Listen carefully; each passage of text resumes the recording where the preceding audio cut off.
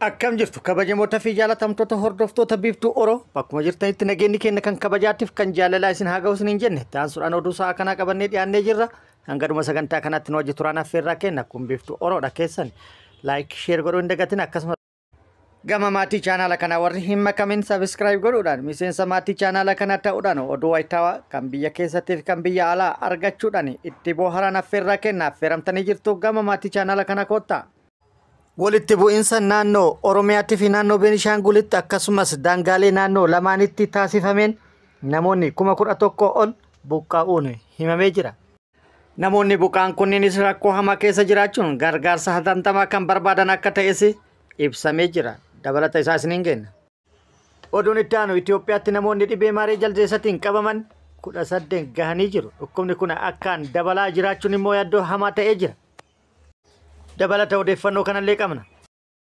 Oduun itti aanu oduu oolmaa Oromiyaati. Oduu oolmaa Oromiyaatti lolli Oromiyaa bakkoota garaagaraatti loltoota mootummaatii fi waraana bilisummaa Oromoo gidduutti deemaa jiru akkuma itti fufeetti jira. Waraanni bilisummaa Oromoo lola bakkoota garaagaraatti deemaa jiru kanarratti injifannoo argadhe jedhee jira.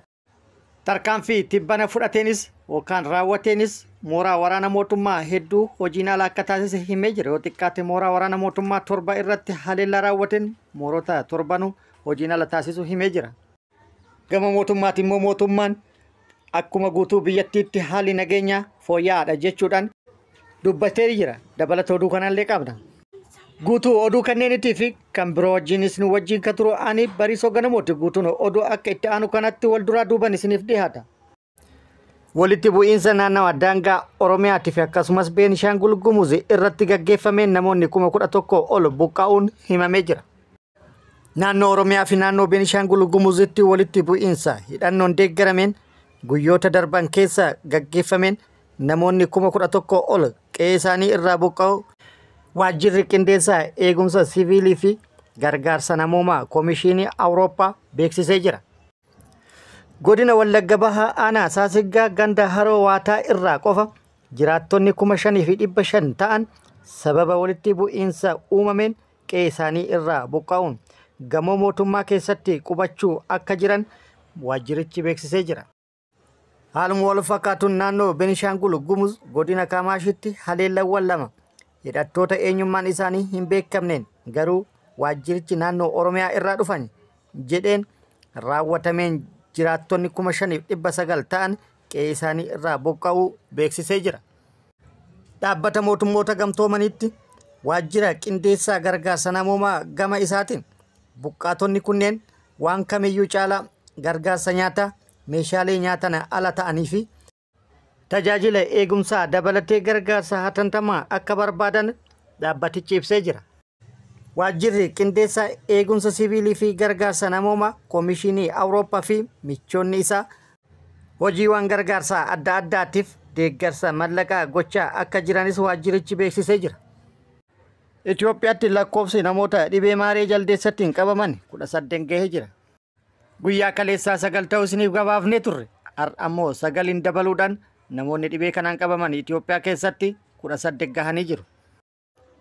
Itoophiyaa keessatti dhibee maaree jaldeessaa Mpox torbaan tokko dura yookaan immoo caamsaa 25 erga mul'atee kaasee qorannoo gaggeeffameen hanga ammaatti namoonni 18 irratti dhibichi argamu ministeerri fayyaa beeksisee jira. Akka gabaasni ministeera fayyaatii fi Inistituutiin Fayyaa Hawaasaa Itoophiyaa baasan jedhutti Itoophiyaa keessatti hanga ammaatti namoonni dhibeen kun irra jiraachuun shakkamanii qorannoon laaboraatoorii taasifamee 63 yoo ta'an namoota kanneen keessaa 18 irratti dhibichiin irratti argamuun mirkanaa'ee jira jechuudhaan himamee jira. Isaan kanneen keessa namoonni 15 yaalarra kan jiran yoo ta'u namoonni 2 immoo dhibicharraa dandamatuun gara manaa deebi'anii jiru jedhee jira. Namoota qabaman kana keessa daa'imni tokko immoo lubbuun isaa dhukkuba kanaan darbu biiroon fayyaa beeksisee jira. Daa'imichis daa'ima guyyaa 27 ture.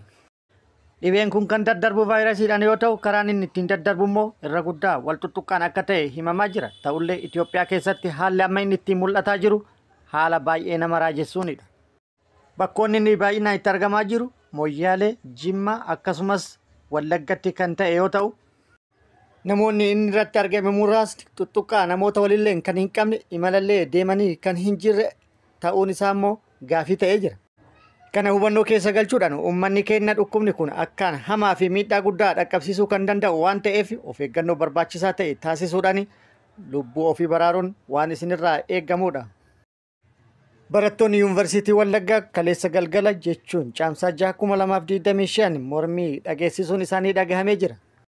Sababni mormiillee bajanni dhume jechuudhaan ayyaanaa fi nyaata barbaachisuuf yookaan qophaa'uu qabu osoo hin qopheessin hafuudhaan mormii kan dhageessisan akka ta'e odeeffannoon nu ga'ee ibsee jira. Mormii barattoonni dhageessisan kana booda waraanni mootummaa gara yuunivarsiitii seenuudhaan haleellaa fi reebicha akka raawwate dhagahamee jira. Laawunchii barattoota seenuudhaan haleellaa yookaan reebicha raawwataniin barattoota hedduu irratti miidhaa akka dhaqqabsiisanii fi akkasumas barattoonni harki cabellee kan jiru akka ta'e odeeffannoon gara sirra baate ni ibsiti.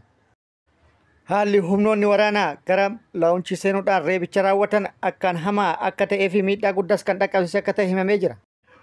Oduu oolmaa Oromiyaatti lolli Oromiyaa bakkoota garaagaraatti loltoota mootummaatiif waraana bilisummaa Oromoo gidduutti deemaa jiru cimee itti fufee jira. Waraanni bilisummaa Oromollee lola Oromiyaa bakkoota garaagaraatti deemaa jiru kanarratti loltoota mootummaa hedduu irratti miidhaa dhaqqabsiisuun injifannoo gurguddaa irratti argataa jira jedhee jira.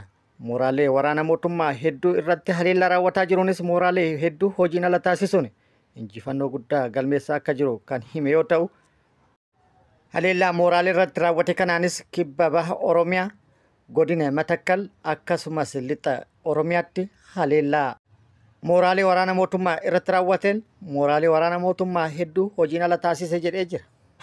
Kun akkuma jirutti ta'ee gama mootummaatti immoo biyyi nagaa haala nageenyaatiin wal qabatee yeroo kamuu caalaa tasgabbiitu mul'ata.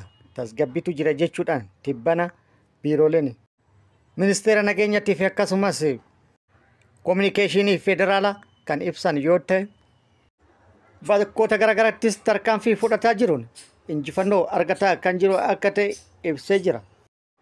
Tarkaanfii fudhates eessatti akka fudhate injifannoon argates eessatti akka argateef immoo yoom akka argate odeeffannoo argachuuf yaallus argachuu hin dandeenye.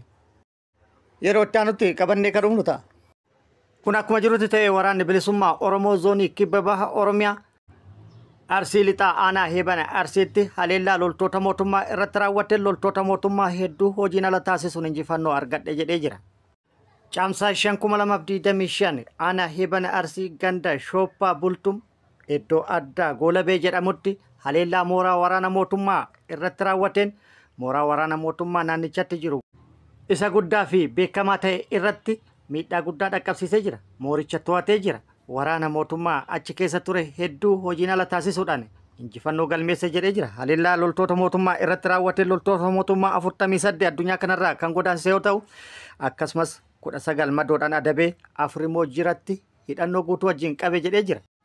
Loltoota mootummaa kanarraa haftee mooricha keessaa baqachiisee yaasuudhaan mooricha guutumaan guututti akka to'ates himee jira. Akkasumas meeshaalee waraanaa hedduu kan hiikkate yoo ta'u, yoo xiqqaate AK-10 hidhannoo 21 gumbii 6 akkasumas meeshaalee loojistiikii hedduu kan hiikkate akka ta'e ibsee jira. Akkasumas waraanni bilisummaa Oromoo godina Matakkal aanota 2 keessatti haleellaa raawwatee mooraa waraana mootummaa 4 hojiin ala akka taasise odeeffannoon gara sirraan dura qabdee ibsitee jirti. Caamsaa 2025 guyyaa kaleessaa jechuudha barraaqan haleellaa yeroo wal fakkaatatti bakkoota garaagaraatti raawwateen yookaan immoo mooraa waraana mootummaa 4 irratti raawwateen moorota guutumaan guutuutti hojiin ala kan taasise akka ta'ee fi miidhaa guddaas akka dhaqqabsiise beeksisee jira. Aanaa Gulan keessatti kan jira mooraa waraana mootummaa 3 irratti haleellaa kan raawwate yoo ta'u, aanaa Dibaaxitti immoo mooraa waraana mootummaa 1 irratti haleellaa raawwateen mooraa waraana mootummaa 4 yeroo tokkotti haala wal fakkaatan tarkaanfii irratti fudhateen guutumaan guutuutti hojiin ala akka taasisee fi waraana mootummaa mooraa keessa jiran irrattis miidhaa akka dhaqqabsiise odeeffannoon gara sirraan dhaqqabdee ibsitee jirti. Haleellaa mooraa tokko qofa irratti raawwateen namoota 12 yookaan immoo loltoota mootummaa 12 kan addunyaa kanarraa godaansisee fi hedduu kan madeesse akka ta'e kan himame yoo ta'u, kan moorota kaan immoo hangamtuu miidhaan akka irra dhaqqabe yeroo odeeffannoon nugatti qabannee kan dhufnu ta'a. Haleellaa raawwate kanaan magaalaa Bulaanis guutumaan guututti to'atee kan ture yoo ta'u, haleellaa raawwate kanaan hidhamtoota yeroo dheeraaf mana hidhaatti dararaa garaagaraa argaa turan mana hidhaatii baasuun akka bilisoomse odeeffannoon achirraa nu ga'e ibsee jira. meeshaalee hiikkate moo akka walii galaatti kilaashin yookaan AKM 68 hidhannoo 69 bireenii tokko BKM tokko akkasumas rasaasa kilaashii 10,000 ol rasaasa bireenii 5,000 ol reeshinaa fi meeshaalee loojistikii hedduu kan irraa boojii akka ta'es odeeffannoon nu gahee jira.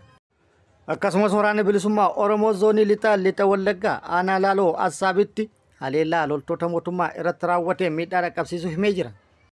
Caamsaa 2025 aanaa Laaloo Assaabii ganda Buukoo iddoo addaa gabaa Kamisaa jedhamutti haleellaa loltoota mootummaa irratti raawwatee loltoota mootummaa 2 battalumatti addunyaa kanarraa yoo godaansisu 5 immoo madoodhaan akka adabe odeeffannoon nu gahee jira. Kabajamoota fi jaalatamtoota hordoftoota biiftuu Oroo oduun ammaaf qabadde kan hanga ammaa kana guutuu oduu wajjin isin wajjin ka ture ani Bariisoo Ganamooti hanga yeroo itti aanutti deebinee wal agarrutti nageenyi Rabbi isiniif haa baay'atu kun hawwii kenna nagatti nu tura.